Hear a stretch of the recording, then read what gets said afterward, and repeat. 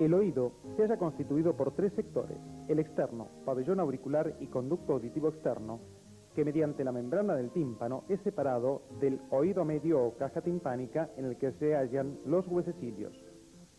A través de la ventana oval accedemos al oído interno. Estudiemos estos sectores.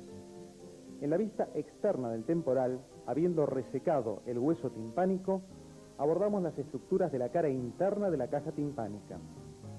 Situamos la ventana oval en el centro, por debajo de ella la ventana redonda.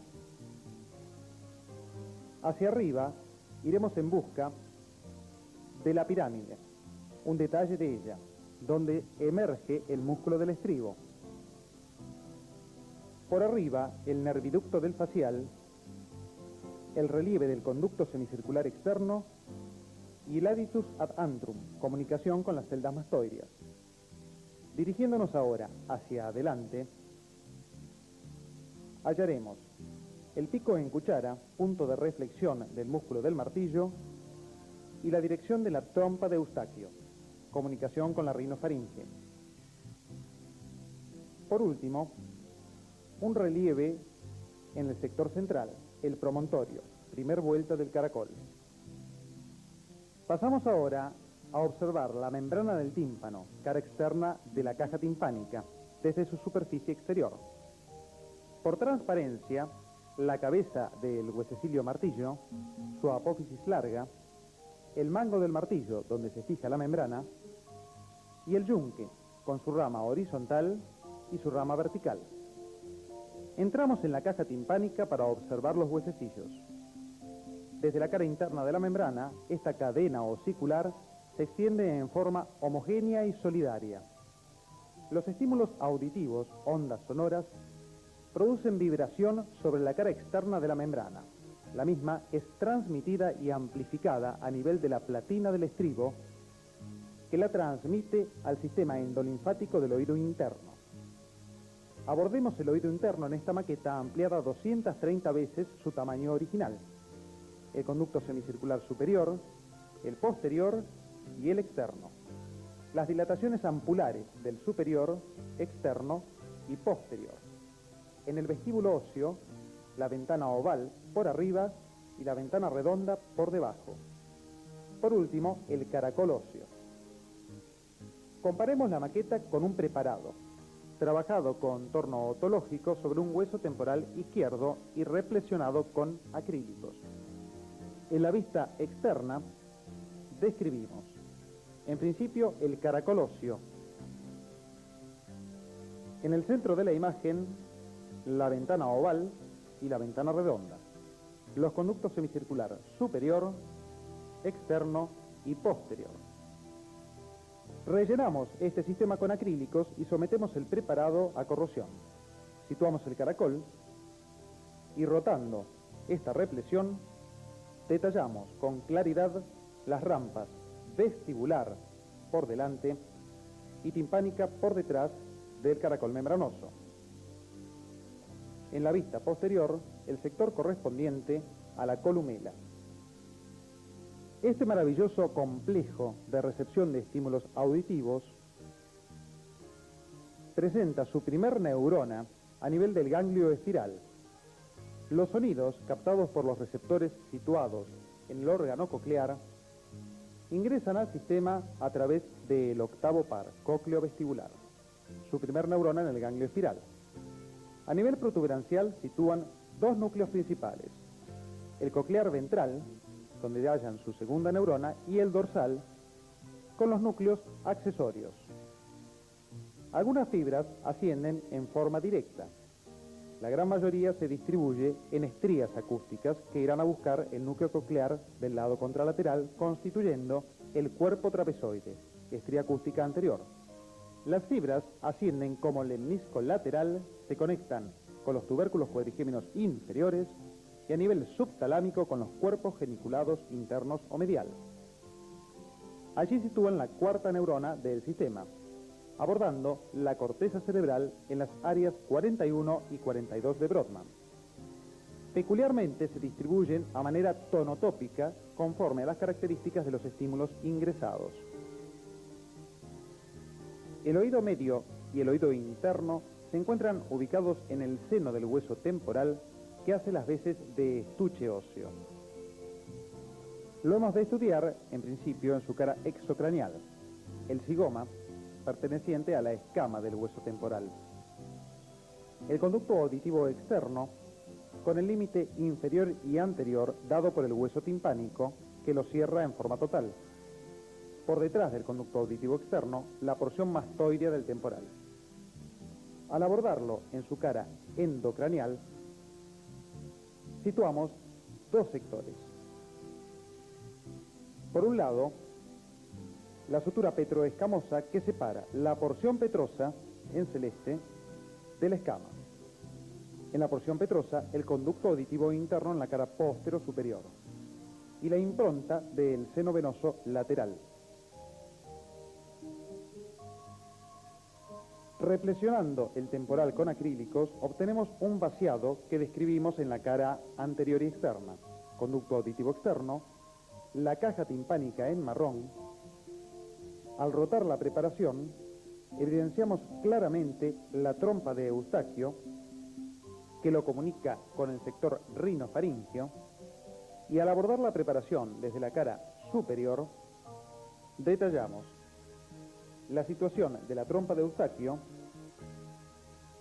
el caracol óseo, la reflexión del conducto auditivo interno, el nerviducto del facial.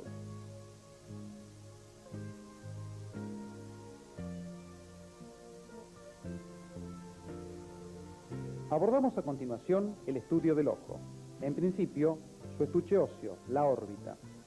Describimos una base anterior y un vértice posterior en el que encontramos el agujero óptico para el nervio óptico y arteria oftálmica y la hendidura esfenoidal. El techo, constituido por el hueso frontal en su porción orbitaria. La cara interna, formada por detrás por las masas laterales del etmoides y por delante por el hueso ungi. El piso, formado por el hueso maxilar superior, y la cara externa, constituida por el ala mayor del estenoides por detrás y el hueso malar por delante. En este estuche situamos el globo ocular. Abriendo la órbita desde arriba, hemos de identificar el nervio óptico, el nervio patético y el nervio frontal. La situación del techo de la órbita que hemos resecado. El músculo elevador del párpado superior, por debajo de él el músculo recto superior. Por fuera, el recto externo. La glándula lagrimal, que reclinamos, la cápsula de Tenon y por dentro el oblicuo superior. Las ramas correspondientes a la arteria oftálmica.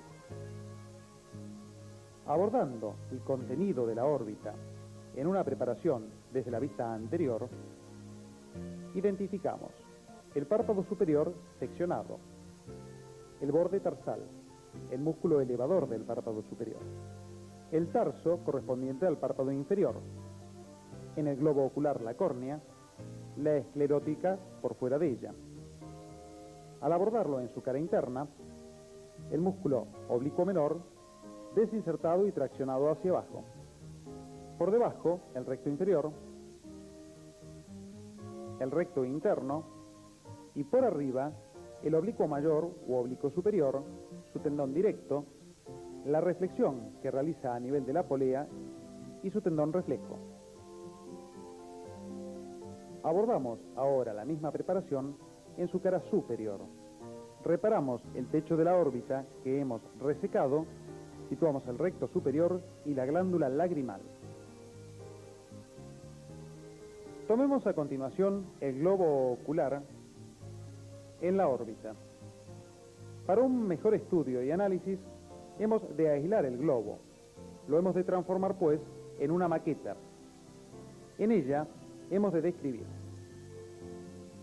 En el sector periférico, la esclerótica. Su límite, el limbo esclerocorneal, que la separa de la córnea, elemento transparente.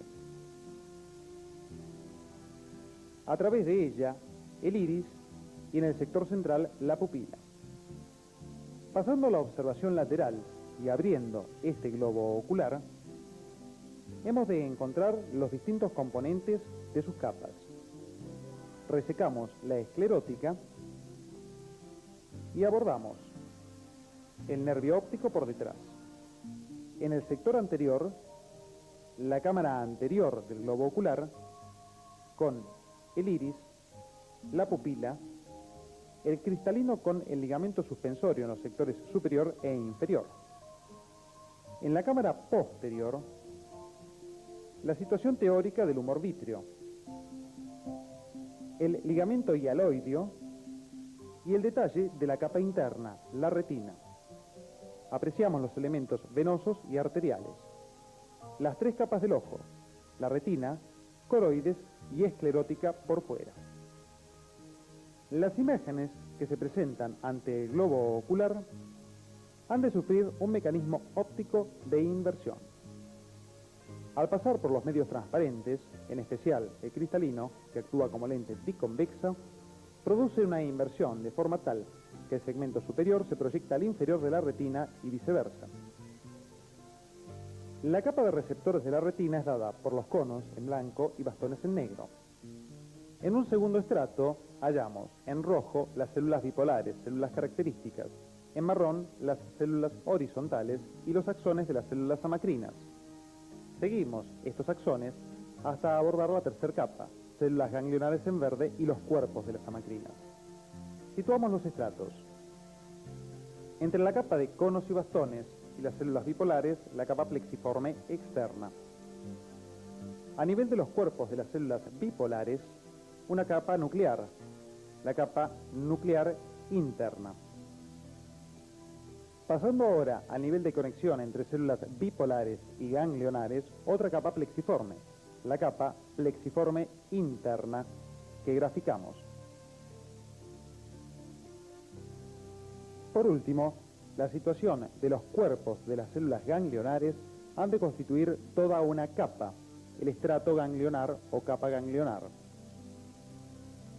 Pasamos a continuación a estudiar el trayecto de los estímulos a través de la vía óptica. Situamos en principio el campo visual derecho y a su lado el campo visual izquierdo.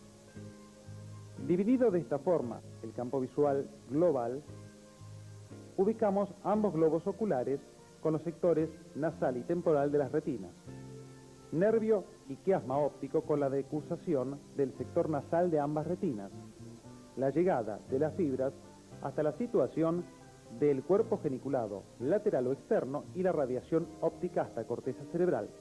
Los estímulos del campo visual izquierdo impresionan la corteza derecha y por el contrario, los del campo derecho, la corteza izquierda. Abordemos ahora el estudio del olfato. Las fosas nasales, su límite anterior las narinas, en la cara externa de cada fosa, cornete superior, cornete medio y por debajo el cornete inferior. Su límite posterior, las coanas. En la faringe, la desembocadura de la trompa de Eustaquio que une caja timpánica con faringe.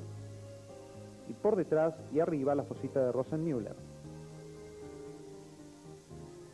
En los cornetes, en especial superior y medio, se ubican los receptores de la vía. Atravesando la lámina cribosa, el bulbo olfatorio, por detrás la cintilla olfatoria y la esquematización de los filetes nerviosos sobre los cornetes. La vía comienza a nivel de los receptores que se ubican en las células neuroepiteliales. Estas se conectan con células olfatorias que al llegar al bulbo olfatorio sitúan la segunda neurona, célula mitral, constituyendo el glomérulo olfatorio. Continúan por la cintilla olfatoria y se dividen en dos estrías, medial y lateral. Se dirigen a la circunvolución paraterminal y al sector parahipocámpico. Por último, estudiamos el gusto. Abordamos la cavidad bucal, su techo, el paladar óseo, constituido por el maxilar superior, y por detrás el paladar blando, hasta la úvula. Por delante y debajo la sección del hueso maxilar inferior y el sector muscular del piso de la boca. La situación de la lengua y por detrás la encrucijada digestiva entre úvula y epiglotis. La lengua, su superficie y en el sector central el tabique fibroso de inserción muscular. En el piso de la boca el detalle del hueso hyoides. La superficie de la lengua se halla tapizada por mucosa en la que resaltan las papilas gustativas en la B lingual. A partir de ella se perciben los estímulos gustativos. El resto de la superficie lingual se halla cubierta por papilas de menor envergadura. La lengua, por su parte, y la epiglotis presentan receptores adecuados para las sensaciones del gusto. Intervienen el nervio trigémino, que a través del nervio lingual ha de proporcionar las aferencias del tercio anterior de la lengua. Vía cuerda del tímpano se comunican con el séptimo par y a través de él ingresan en el tronco encefálico. El tercio medio de la lengua es inervado por el nervio glosofaríngeo. Sus aferencias centrales ingresan al tronco encefálico y se unen a las anteriores. La epiglotis y base de la lengua, por el décimo par, sufre igual suerte. A nivel central, el núcleo del fascículo solitario resulta ser el centro integrador a partir del cual se incorporan a niveles superiores los estímulos.